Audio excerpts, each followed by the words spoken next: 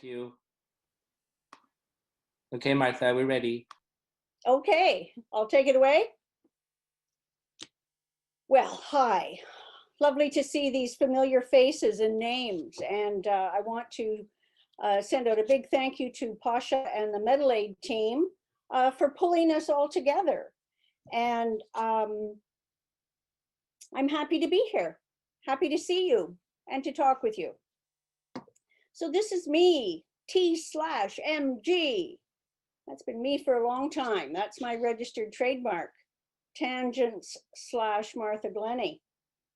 And we're going to look at work sort of in a chronological order, but there's quite a bit of overlap. And we're going to start out with,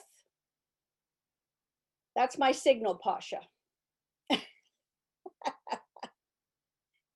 We're going to start out with this slide. I grew up in the Niagara area, and I'm very familiar with Niagara Falls and very familiar with all the souvenirs that are around tourist attractions. And when I came to doing jewelry, I started to realize that a lot of those forms are jewelry forms.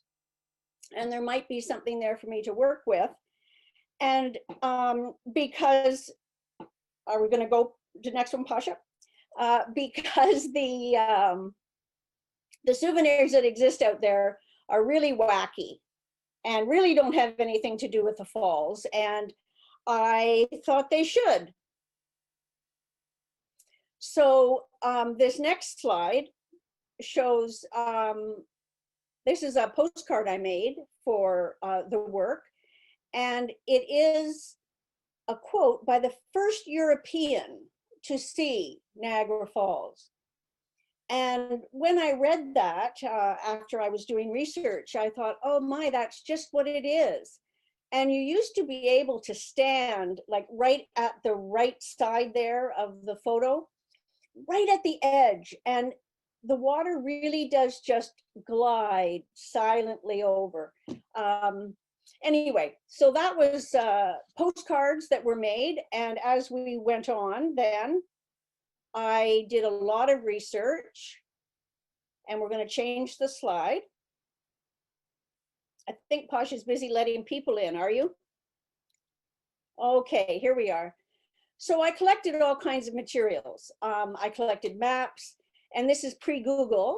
So I had to, anything that I wanted from the government or anything, I had to actually write to them, like the letter that you see here to the Geological Survey of Canada, and hope that they would get back to me, which they did.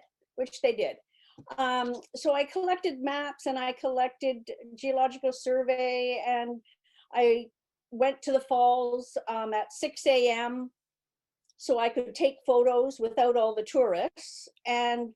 But you can't go too early because, I don't know if you know this, they take a lot of the water during the night for hydroelectricity generation. So I had to time it just ever so carefully so that there was lots of water there, but not lots of people.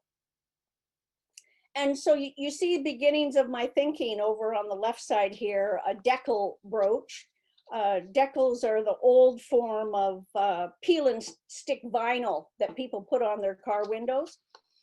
So these decal brooches would have a map and then an overlay, a transparent overlay, which might be, in this case, the Cascade brooch. It was all the little marks and figures on a map to show rapids at that same place.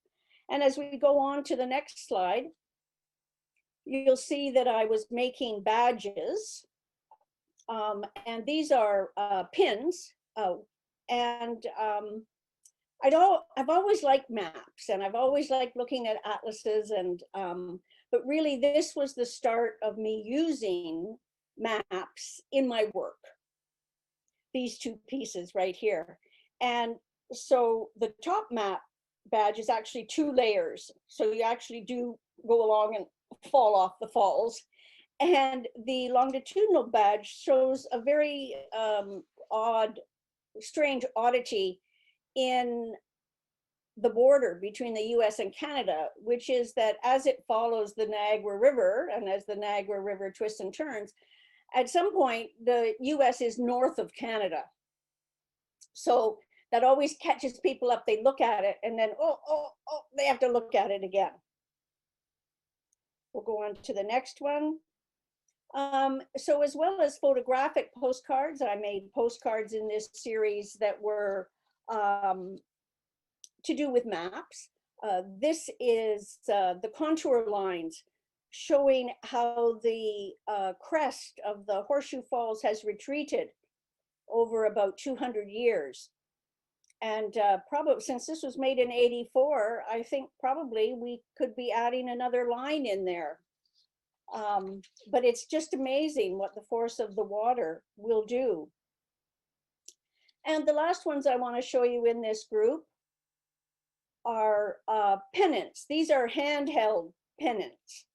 And these are cross-section of the two falls. You see, they're very different.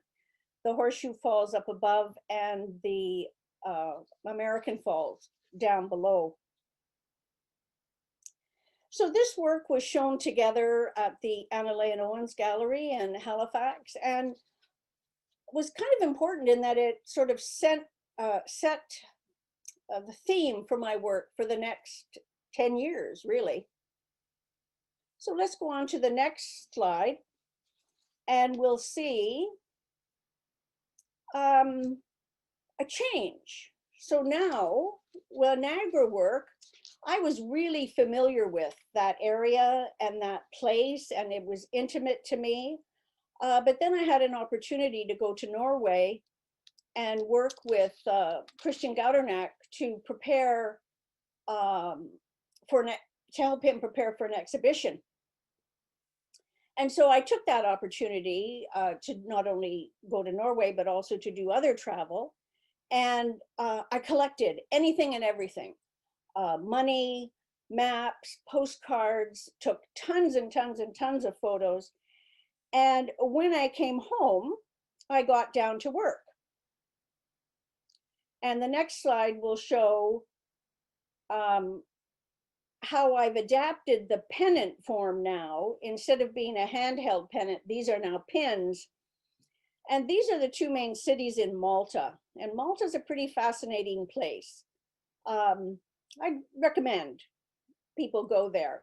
It has Medina, which is the old city, which really shows the Arab influence in Malta.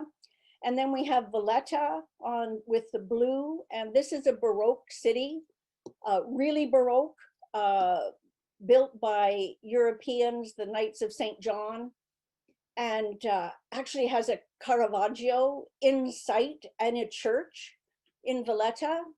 That was quite a thrill. So, and I worked on the pennant form also so that the photos can lift up, so that you can see what's in behind. And if we go to the next slide, I'll have a question for you. Oh, no, that's the next one. Oh, no, you were right, Pasha, keep going. I just got ahead of myself. One more. Okay, there we go. Constitution Day in Norway, which is on May 17th, is a big deal. And it's a big deal because for so much of the time, Norway was either Sweden had it or Denmark had it or whoever had it. So everybody in this little town that I was living in dressed up in their regional costumes, and particularly the children.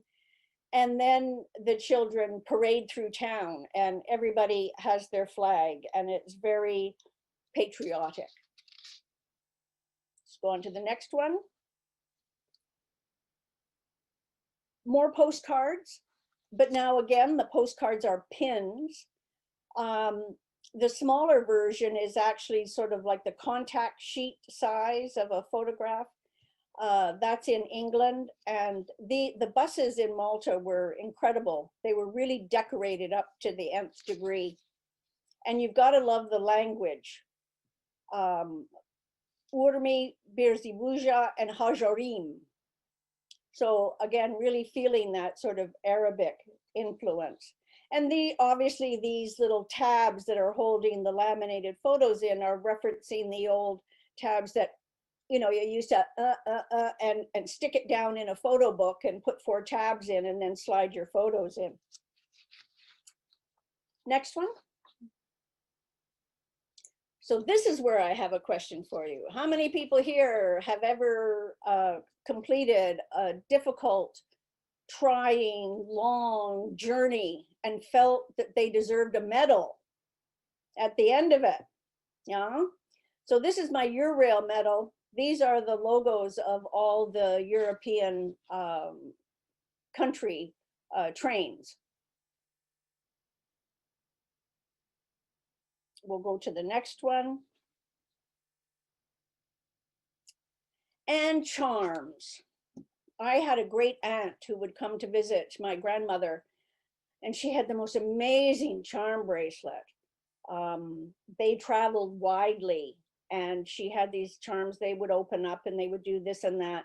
And so, you know, to me, charms are very much about travel. But I got to thinking about that word charm, and it seemed to me that maps are charms. Tickets are charms. They let you go places. They let you into places. They let you into the Chateau de Chenessois and Blois, and you can go anywhere you want in Paris. So these are my charm bracelets. And we can go ahead. Another interesting thing about Malta is that there are prehistory sites on Malta, and the Tarsian site is one of them. So this is, again, I'm working on developing, so the transfer, which is the layout of the site, can lift up and you can really see the photo of the altar behind it. And the little critters are, of course, taken from the carving on the stones. So I continued to work with that form and thinking about a photo book, thinking about decals, and here, deco from dragons, decal. And if we say that 5 times quickly, I don't know what you earn, but you earn something. But I do love alliteration. So the 2 photos here are of the Oslo City Hall. And it was built in the Art Deco style, but the Norwegian Art Deco style is not the same as Art Deco everywhere else. It refers very much to nature. It refers very much to the Celtic prehistory. This is the imagery that they're drawing on. And those of you who are familiar with my work might realize that juxtaposition I use juxtaposition a lot. So in the one that we just looked at, Inside Outside Amsterdam, Seine panorama, thinking about Seine as the river, but also Seine as S-A-N-E, and 19th century skyline and a 20th century skyline. So we'll go ahead and start to look at another body of work I did for an exhibition curated by Robin Metcalf in Halifax. And it was called The Ghost in the Machine. And he invited me to prepare 5 works for that exhibition. And I was newly back in Nova Scotia from my travels. Actually, that's not true. I fib about that. I've been back in Nova Scotia for a while. But what was on everybody's mind at that time was the collapse of the cod fishery and the Grand Banks. And what had been, the Grand Banks is a geographic feature of shallow water where the fish are found. But it really was, if you were in the cod fishery for many years, you were taking it to the bank, but not so much in the 1990s. So I made some other pieces. I think this was the first piece, the inspiration, but then the other pieces go on to look at the maps. And I was looking at fishery maps. and responding to the names, the words, the lines, the titles. So the Laurentian fan is a feature where the Gulf of St. Lawrence opens out into the Atlantic Ocean. And an area of the Grand Banks, a little bit of a shallower area, you can see there is called the Flemish Cap. And, you know, how could you not reference Bruegel?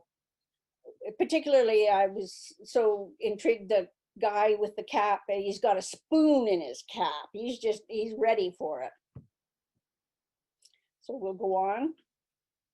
And these are the last two pieces in that series, badges. I like doing this badge form. There's something I feel strongly about.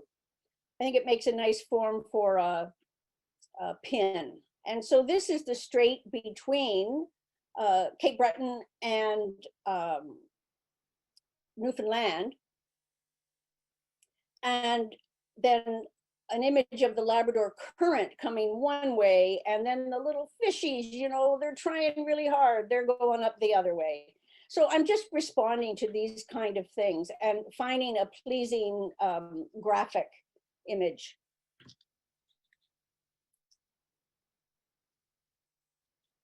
So then at some time later, I was asked to make a couple of pieces for an exhibition of jewelry at the Clay and Glass Gallery in Waterloo.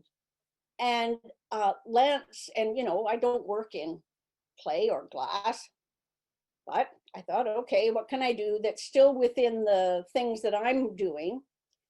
So Lance Clay, which is Lantz, it's a little place, town in Nova Scotia, is where there are really good clay deposits, and a lot of the lovely Nova Scotia potters use Lance Clay. So there I'm pinpointing Lance Clay, and those little pennants are actually Lance Clay. I didn't proposition, what do I want to say? I asked very nicely a local potter in Mahone Bay if they could make me a little pennant form. And just showing you up the difference between jewelers and potters, like they made 10 of them. Because it doesn't take any longer to, you know, to cut out 10 of them and fire them with everything else. So I had my choice for the perfect pennant. Well, then I had to do something with glass. So a little bit of research led me to the fact that the town of New Glasgow on the Northumberland Strait of Nova Scotia used to have a lot of glassworks in the 19th century. And it isn't that there was a lot of silica there or anything. The fact of the matter is it was located in New Glasgow because New Glasgow is coal country and glassmaking takes a lot of fuel. So I thought that juxtaposition was quite interesting. I have to turn the page over. Here we are, stones. So now we're going to kind of go back up a little bit and come forward. This work that you're going to see here, I did between 83 and 95. And I was looking at stones in the same way that I wanted to look at souvenirs. You know, shouldn't the decorative element that we surround the stone with relate in some way to the physicality of the stone, whether it's the color, whether it's the chemical composition, whether it's astrology references, whether it's a saint reference, whatever. So lots of research. And I came to the thought of creating shadows. So if we go on to the next, you'll see the finished piece. There were 4 in this series, compositions and conventions. And so you see the shadow on the one side is the chemical composition, and the shadow on the other side are the symbols for Jupiter and Saturn, and 8 p.m. Now, at some point, somebody decided to, you know, attach stones to hours. So I just got to say, if you're going out at 8 p.m., you better wear a chrysoprase. Guaranteed to have a good time. Go on. Those pieces were pretty literal. the rest of the work I was doing a little less literal. For instance, here on the left at the bottom, you see a diamond and white gold bars that are held together with a threaded carbon steel rod to give the impression that these, you could turn it and you could dial up the pressure to create that diamond. In the piece up at the top, you know, the little gray squares talking to the gray squares in the cobalite. And the next piece, coral, lapis, and yellow gold. What civilization is it? I can't hear you, but I hope you're all saying Egyptian. I'm sure you all are. Yeah, there we go. Paul's doing a. So I had this beautiful boat-shaped lapis.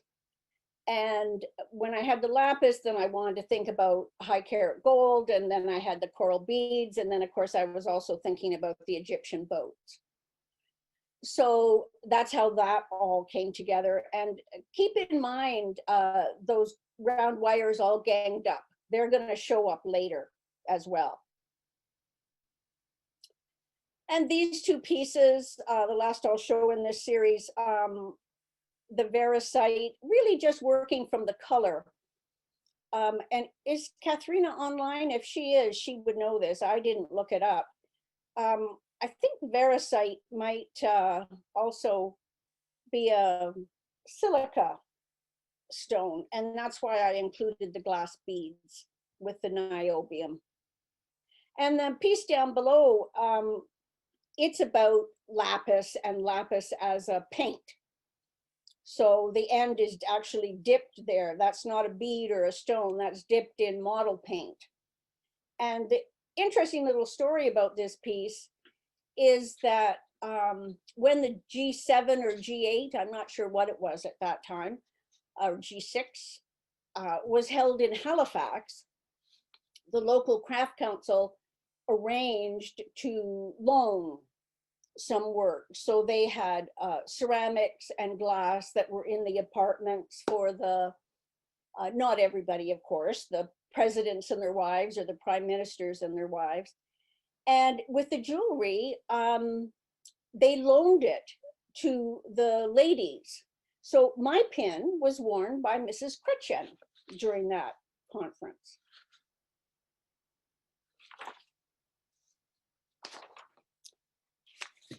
So tangents, we finally get to that tangents. I sort of felt that I wanted a separate name for the work that I was doing, the limited series production.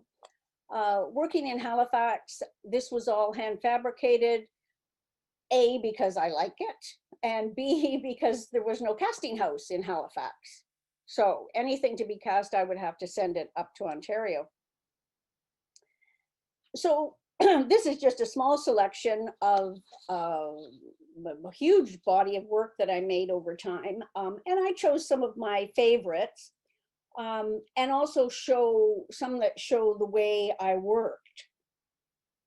So I would do a collection every year, and it almost always built one year to the next year thematically and within that series. So here, I may not have repeated those exact same pins, but I would do variations on a theme. And probably all told, there were about a dozen or more pins that were sterling square wire and round gold wire.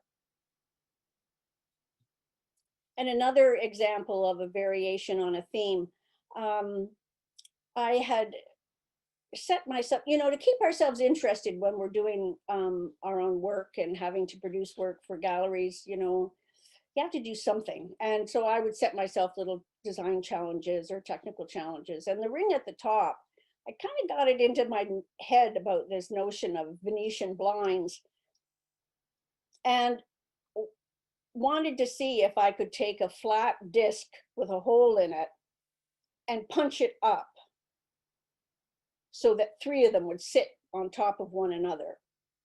And they did. It wasn't that difficult, actually. And it's nice because there's actually a little space under there. So you really feel the surface and the texture. So I really like that look. So then, of course, it shows up later in a gent's ring that has the kind of crookedy, crookedy Venetian blind. That often happens with them, doesn't it? At some point, I said, oh, to heck with this square wire. I'm tired. I'm tired. So maybe the next year or the year after that, I said, okay, I'm going to use round wire. And you know what? You know, I like those wires all like this, all ganged up, but you know, the ends are pretty interesting too. So the pin in the middle, you see it just has the chisel cut ends of the silver wire. And the bottom pin and the earrings have that cleaned off. So it's all these lovely little circles. So I did a lot of variations of this, all having round wire, the round wire ganged up, and the little bit of gold. And then the next year I said, oh, to heck with these straight lines. I want some curves. So I created this long oval form. And at the same time, I was wanting to get away from this very structured element and bring in a little more organic element. So I started to play with, again, after many years, cuttlefish casting to create a textural sheet, and also surface fusing of sterling silver. So this is not reticulation because this is sterling silver. And I'm just playing with fusing the surface to get melted edges and different surfaces. And there were any number of these pins, and I would make up, say, 5 ovals at a time and then put them down and then get all my little bits and pieces out and start to compose them on the spot. And all of the pieces that we've been, whoop, go back one. All the pieces that we've been looking at have all been a lot of variation on a theme. And but there was a opposite kind of thing happened with this ring. This ring is one of those designs that kind of came to me. I didn't have to work very hard for it to come to me. And but the weird thing is that it's complete in itself. I tried to do variations with this ring. It went nowhere. None of them had the staying power of that design. So although these other ones have differences and variations, you know, that ring, yeah, sometimes you just have to go with what it's telling you.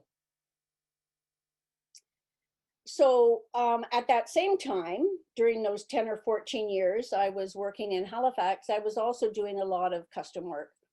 And these were just a few of the gold rings that I carved and cast to have in my workshop, so people could see that I did gold work. And unlike the fabricated work, the custom work was the rings were almost all cast. I did very little construction.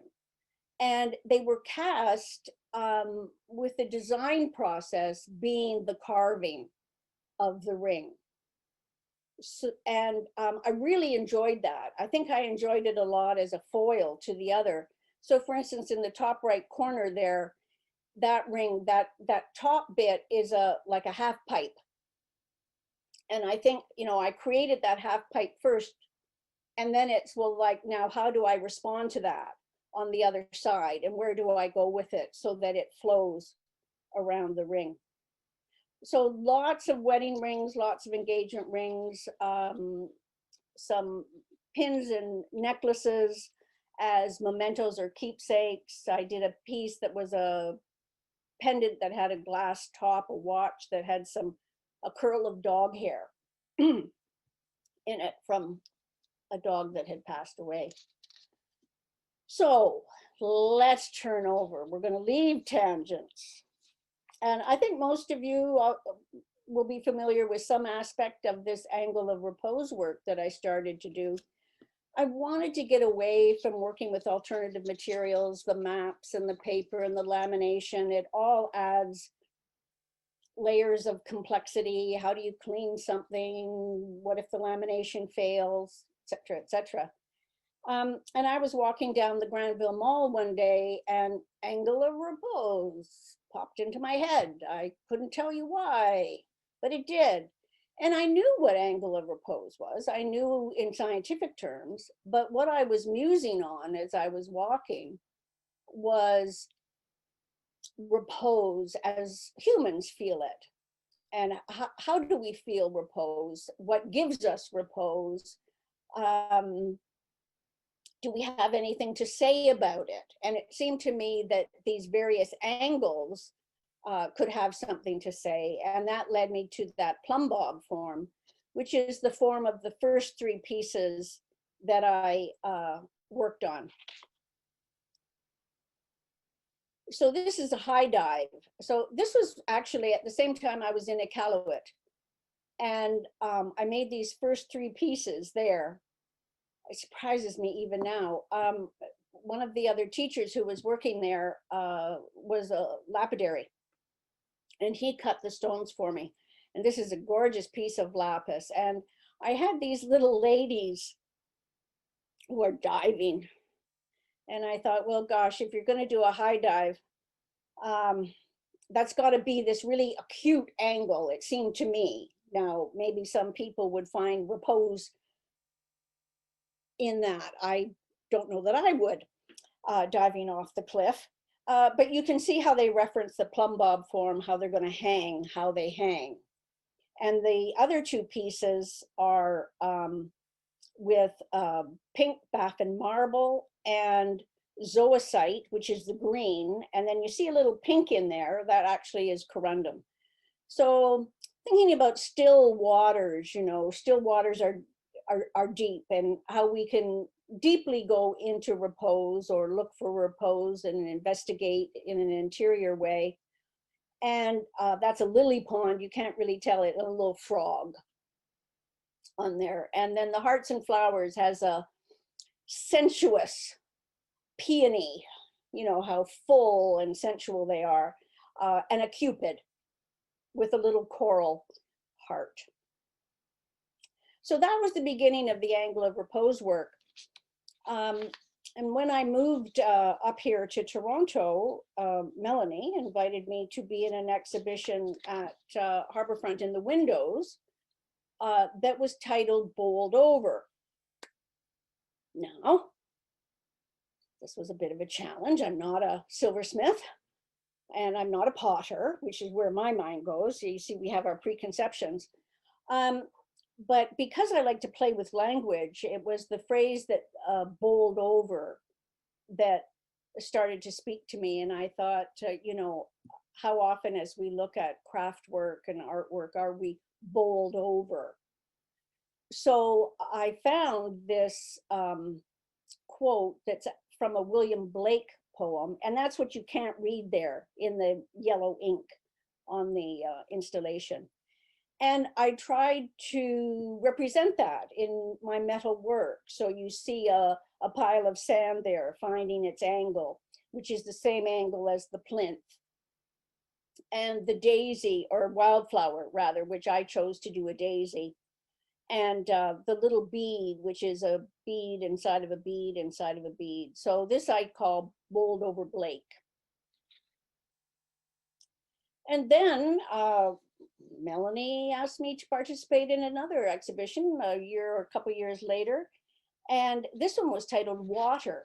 So this one was coming back a little bit more into my wheelhouse, thinking about paddling, thinking about maps, thinking about previous work I'd done. And, but I wasn't using the maps in the work now. The maps are on top of the plinths, which provide the installation of the work.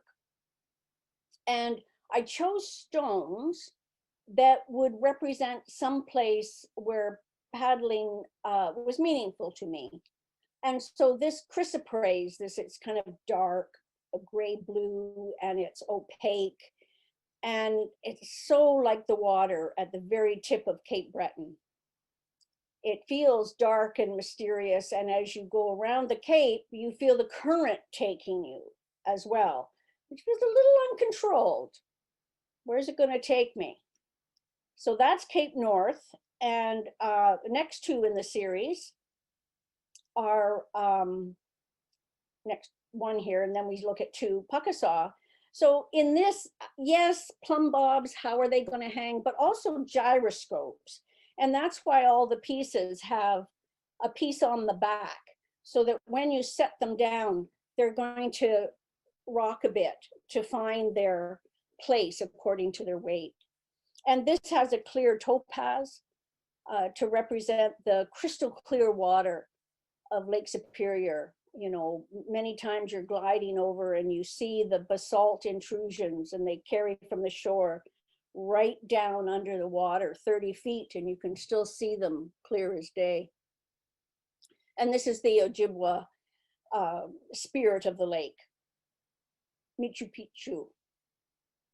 And then kind of home in a way for my water references, obviously Niagara Falls, and that color tourmaline, when I found that, I said, that's it, it's got to be Niagara Falls, because that's exactly the color of the water as it slides over that edge. You might remember that color from the postcards, hand-painted postcards way back.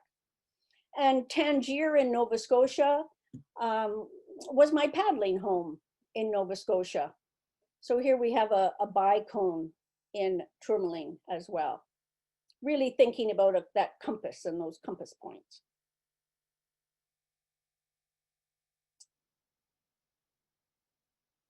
And in 2006, I attended a conference in Nashville. And who knew that Nashville had a full-scale replica of the Parthenon? So Nashville in the 19th century liked to think of itself as the Athens of the West, because they wanted to be known as a place of classical learning. So Vanderbilt University is there, for instance. And they're at the World's Fair. There were lots of buildings. And of course, all of those buildings are temporary at the World's Fair. But the city got together and decided that they wanted to make and keep the Parthenon. So now the Parthenon sits in an empty park. Well, it's not empty, there's trees and, you know, park-like things. And it kind of sits up on this hill, so you sort of have to walk up to it. It's very grand. And this is not marble or stone, this is cement. But it is an exact replica, even down to the whatever 50-foot Athena, gold plated, not plated, gold leafed inside. Made an impression. It made an impression. And that got me thinking about the golden mean, because there was lots of documentation around that stuff, and it got me thinking about Fibonacci numbers. And that led me back to how we find Fibonacci numbers so much in nature, and how we find them pleasing, and maybe we find repose in them. So coming back to those same notions I've been working with, but now I want to think about using wildflowers. So the first pieces that I did is a series of 4 pins. And this represents, there's the Fibonacci sequence in gray numbers down to the left, and this represents 1. Seemed to me Jack in the Pulpit was sort of 1 petal. So as we go along, you'll see this is 8, Coreopsis, which has 8 petals, and then an 8-sided ring. These are all fabricated in 18 karat in most cases. Sometimes like that stem, I think I did in 14 karat white, so that it would be very strong and tough. And as we go on, the other 2 in the series are 3 and 5. And I think anybody who's visited cottage country in Ontario recognizes that leaf. It's not always that you see the arrowhead in flower, but that leaf you see close to the shore a lot. And pinks are native of what people turned into carnations. And carnations have such a lovely, heavenly, spicy aroma. And there is a 2. The two, I have to admit, never got done. Let's go on. Because then I got distracted and I wanted to make bracelets. And this is silver tubing with a gentian. Even those are like done tight like this, the little flowers, but they do open out and have 5 petals. And what else did I get up to? Oh yes, this piece. I wanted to put in some side photos there that show the construction because for 2 reasons. One, I think it's always interesting to see how people construct things. And this whole piece was put together with rivets because I wanted to be able to control the finishes. And I also realized I wouldn't be able to set that stone once it was all together. And so that's one thing, riveted all together at the end. And the other thing was I was convinced this was a pin. I was convinced this was going to be a pin. And I worked for probably a good portion of 5 days trying to make it become a pin. And then I went, it's a pendant, Martha. It solved all my problems. And I just had to put a loop on the back. As a pin, I didn't want the pin stem to show. And so this led to all kinds of things. Anyway, sometimes we have to step back and tell ourselves to, give ourselves a break. So let's go on. Now these pieces are cast. It's the only work in the series that is cast, although the top pieces were cast molded from hand fabricated ones. And the bottom ones were cut with rhino and then cast. So these are working with Fibonacci numbers, and I've got one of them on here, the gold representation of the ring that is 2 millimeters high, 3 millimeters wide, and has 13 sides. So I just let the Fibonacci numbers dictate what the ring was going to do. And I also then made a little series of pins and rings that worked with 3 angles, 30 degrees, 90 degrees, and 150 degrees. And my thinking around these pieces was either one of 2 things. You chose an angle that you felt spoke to where your repose was currently, or you chose an angle based on the kind of repose you were looking for. And whether that was acute or oblique, that was, that's up to the individual. So all these pieces are hand fabricated. One of the reasons being that's my repose. I like figuring this stuff out. And this stone presented quite a few challenges. It is also a bicone, but a very shallow one, 8 millimeters high, 34 millimeter diameter, and then the gold ring is 21 millimeters. Now, I was very concerned that the stone not be overwhelmed by the metal, not be surrounded, not be encased, that the stone would have a feeling of lightness and transparency. And I was very happy with how it turned out, and I enjoyed all the little fiddly goldsmithing. And to wrap up a couple of directions I'm thinking about, the stone churches of Lalibella in Ethiopia really inspire me. There's about 8 churches on the Lalibella site, and they're not really sure when they were made, but several hundreds of years ago. And what inspires me about them is, let me take a step back. You have to realize these churches are not built. These churches are carved. So this rock that you see at St. George's Church, that was a full solid piece of rock, and then they carved down to create the church. And with all this geometry also. So, that dedication to faith, dedication to their craft of carving, doing many small details like the window that you see there. A real disregard for the time taken to complete this project, and the fact that these are living churches. These are not monuments. These are churches where people go to worship. The Ethiopian Christians worship to this day. So if we'll go on to the next one, I'm thinking about ancient goldsmithing techniques or older goldsmithing techniques. I'm thinking about using high carat gold. This is a little silver sample, and you see here 2 of them, but this will be with high carat gold. And then I'm also thinking about the laser cutter as a 21st century carving tool. So you see here some carving work that Shona did for me. And I'm thinking about taking my time. I'm thinking about valuing my time as a practice and as a meditation and as an act of belief in our craft. So that's where I was up until COVID. And then, like many other people during COVID, I started to root around in my possessions.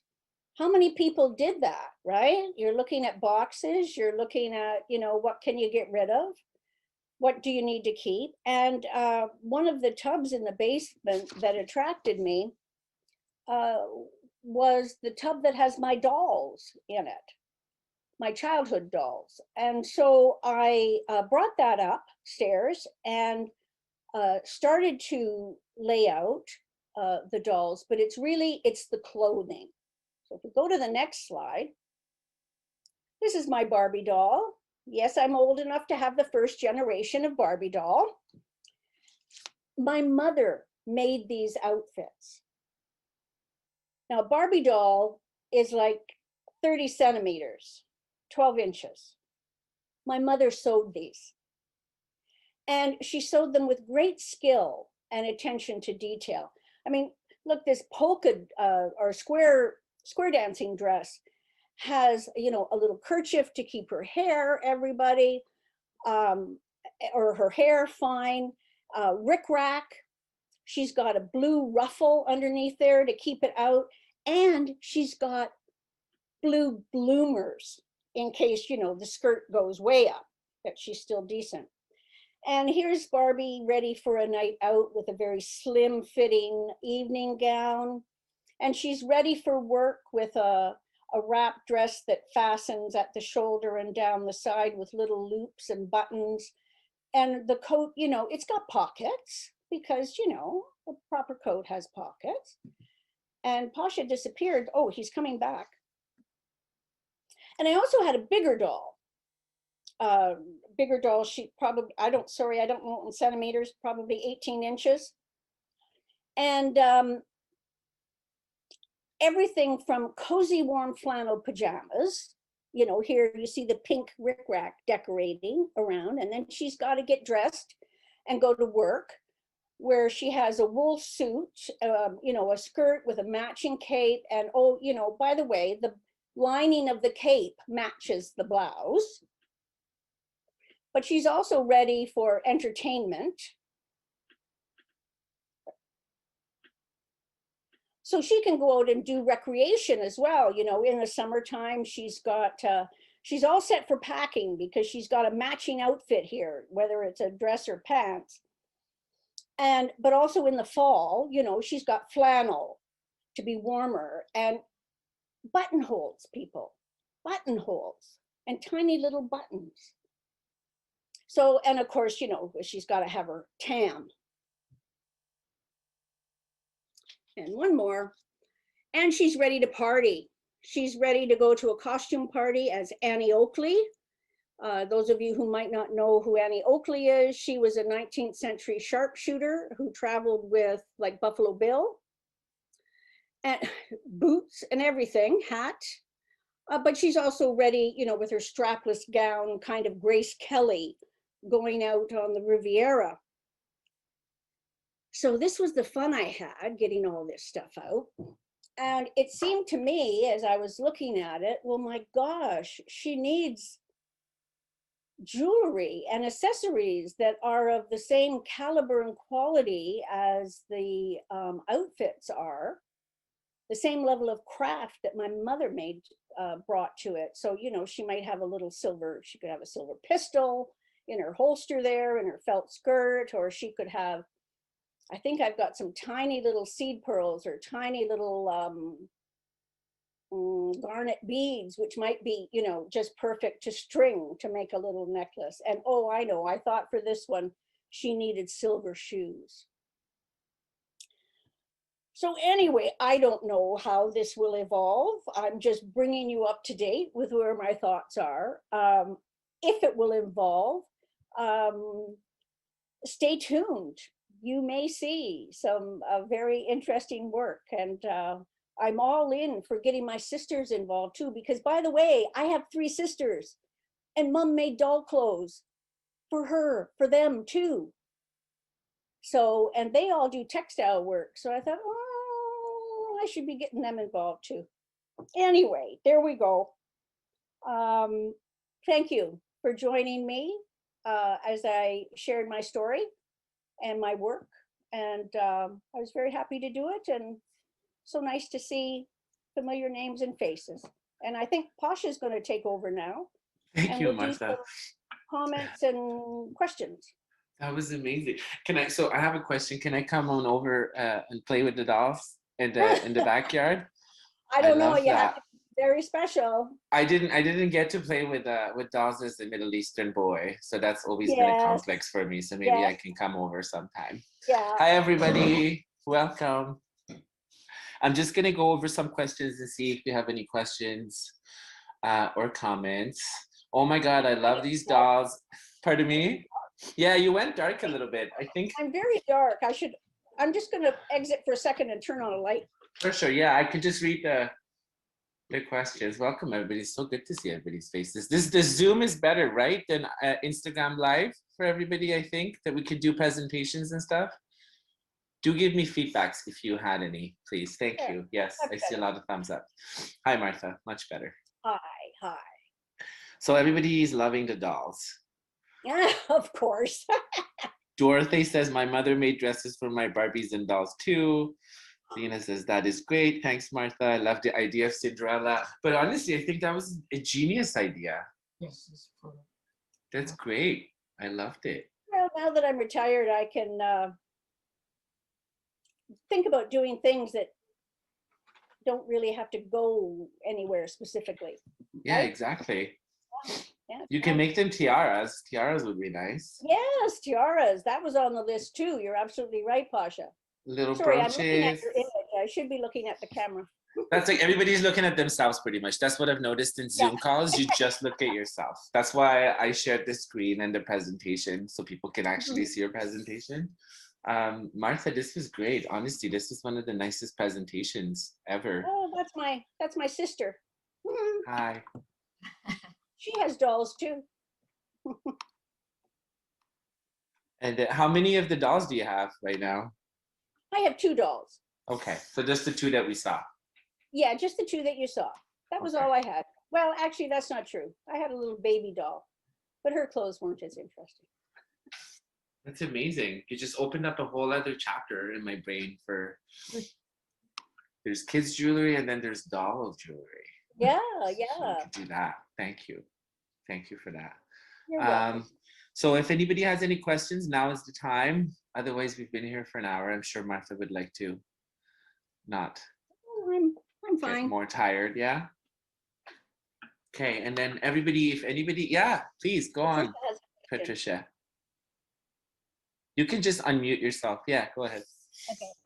I just wanted to know how difficult it was to speak to your audience about the idea of like the angle of repose. You know what I mean? Like, is that like it comes across in your work and it's very specific, but I just wonder if that was sort of a pain to try to convey to the people that were looking at your work at the same time. No, No? I didn't let it concern me. There was a written statement that accompanied the work always, And I tried to put the feeling into the work, even if it wasn't there literally. Hopefully then people would just absorb the feeling, which is all we can hope. We can't make people get it, what's up here. And sometimes what's up here is way more than our consumers need to know, right? Yeah. Martha, do you have any upcoming exhibitions or any plans for any? No, none? Oh, I don't. I've been enjoying my retirement. I've been enjoying having no deadlines. I've been enjoying having no schedules. And that even includes a schedule that I must get down to my bench. I've sort of let that go, not let it go permanently, but just let it go for a while. Feels good, feels nice. It must feel like, yeah. And do you have a home studio, right? Yeah. Okay. Yeah, so it's there, it's waiting. It's there. It's, you know, as long as it's there, and then, yeah, you could just give it love and care sometimes, then it's good. That's right. That's right. Hi, Lena. Oh, she's telling me it's fair that after my years of hard work, I can take it easy. Yeah. You have her permission, yeah. Thank you. I can rest easy now. Do you still work with the lapidary guy that did all your stones? So the first 3 stones were cut by somebody who was sort of a part-time lapidary, and I happened to be working with him, and he was anxious to facilitate me making some of my own work when I was teaching there. So that's how that got started. When I came to Toronto, then I had to find somebody who would cut those stones for me, and somebody who was interested in cutting those stones for me. And so Rudy Wabito, the Wabito brothers are stone cutters up in Stouffville. And they do, you know, faceted gem materials, and Ralph does a lot of carved perfume bottles. You've probably seen their work in the, what magazine is it that has probably Canadian Jeweler or Jewelry Business, that has the results of the stone cutting competition. And they're almost always in there for some prizes. So, but Rudy was great to work with. He engaged with my project because he had to source the material. I didn't have rough material. And so, and some of the things I wanted, the stone doesn't grow like that. The rough material is not available in that size or in that shape. So it was a really nice collaboration. Expensive. Expensive, yeah, I imagine. But it was nice.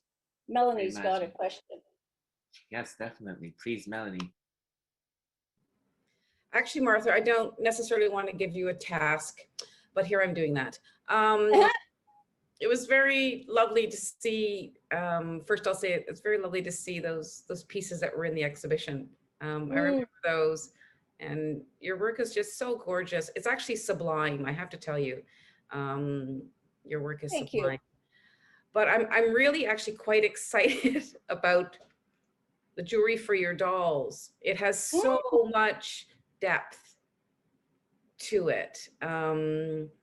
That idea of honoring your mom, and you know, it just has lots of legs. I think it has a lot of depth. One of my suggestions would be, depending on where this goes and what you're going to do, I think you need to contact Mattel, the makers of Barbie, and document the work in some way. Have a wee fashion show. I don't know, but I just see this, this is an amazing project. So not that I'm giving you any work. I know that you're taking it easy, and I can't wait to see you after COVID. You know, we all get excited. All of us with our long hair, right? Yeah, hello COVID hair. Yes. Yeah, yours looks fabulous, by the way. Oh, thank you. But, and yours as well, Pasha. But yeah, I think, you know, it'll be really interesting to talk about where that work is going. It's very exciting, very exciting. So thank you. Thank you, You're thank welcome. you. You're welcome. I feel like I have time to roll this stuff around in my mind now. And we'll have to see. Those aren't the only toys I have. Okay. I also have a Roy Rogers ranch and a Rin Tin Tin fort. Brilliant. But no sewn clothes to go with those. I would like to, after COVID, I would like to get my sister's dolls and see what clothing they have. My two older sisters, I don't remember any of the clothing for their dolls because they were too much older. The sister that's next to me, I know I can remember her doll is just like mine, that tall one. And I had a red fancy ball dress and hers had a blue one. So there was that kind of thing going on. Yeah. I'd be more than happy to organize the fashion show for your Barbies, just letting you know, if you ever want it. Okay. My poor Barbie. What better My than poor that? Barbie. She had, you know, the crap earrings. And over the years, my poor Barbie is all kind of green over on one side. That's why I had her head turned a little bit. We could maybe give her a facelift or plastic surgery. It's green from the brass, right? Oh, Yeah. You know, we can so think she's of ways not to in remove it. pristine condition, but You could always just paint her, Martha. There you Just, go. just Paint? retouch. Just retouch. Yeah, paint. who is that? Bruce. It's Bruce. Oh, hi. She's Well, I good. tried Good washing paint. her. I was thinking I might try a little bit of bleach. I guess you could do the makeup thing. Or you could give her an excessive amount of makeup. That's what I was going to say. Yeah, anyway. I just want to say thanks, and I'm signing off. So nice to see you and your Bye, work. Maureen. Thank Take you, good Maureen. care. Thank you. Bye. I think we're almost also at time. There's Bruce. Hi, Bruce. Yeah, can you see him? There's a whole bunch of other people on the other side. So if you just click Can on that I, blue arrow, then you can see all their faces. Kayla, Suzanne, Veronica, Pam. Hi, Pam. Michelle. Oh, gosh. Lovely names. Bronson. Hi. Marty. David. Oh, David Ivans. Hi there, David. Also, the just so contact everybody's us. aware, we Oh. did record this, so it's probably gonna go. Bye, Melanie. Thanks for joining. We're gonna edit this and put it along with the other Catching Up series on our YouTube channel, with Martha's permission, obviously. Yeah. Cool. I'll send you the edited version, and then once you okay it, and then we'll upload it and we'll let Okay. everybody know. Once again, a million thanks. I really, really enjoyed this presentation. Thank you. And also seeing you. Hopefully we'll all be able to see each other soon in You got live it. atmosphere. Yes, hopefully. Well, Hopefully. you know, Pasha, the garden's Yep. gotta happen. Yeah, I'm whether- there. I'm there. Whether it's Only if you let me play with the dolls. That's gonna be our Okay. Cool. I'll come do gardening only if I can see the dolls. And All right. maybe wear their jewelry on them. Perfect. We'll talk, that's a Martha. deal. We'll talk. Thank you so Okay. much. I really appreciate it. And thank you everybody for joining. And hopefully see you next time. It was good to see everybody's faces. Thank you Bye. guys. Okay, bye-bye. I'm gonna leave. Yes, It I'm all also seems gonna end this. so like we want to hang around for longer. I know, right? because it's like I'm seeing my community and I don't want to leave, but I guess I have to. Yeah. Oh, Pam was here too. That's great. Yeah, Perfect. Pam didn't turn Well, we her- could also always do, oh, Jade is here. We could always also do, we were thinking about maybe doing Metal 8 meetups online. So whoever wants to Okay. come, Patricia, maybe we need to talk about that. Okay. Yeah, because people seem to be enjoying it. We could just get together and talk. We'll do Yeah. that. I think that's a great idea for sure. Okay, thank you. Okay, everybody, have a good night. Bye-bye. Thanks for joining. Bye bye.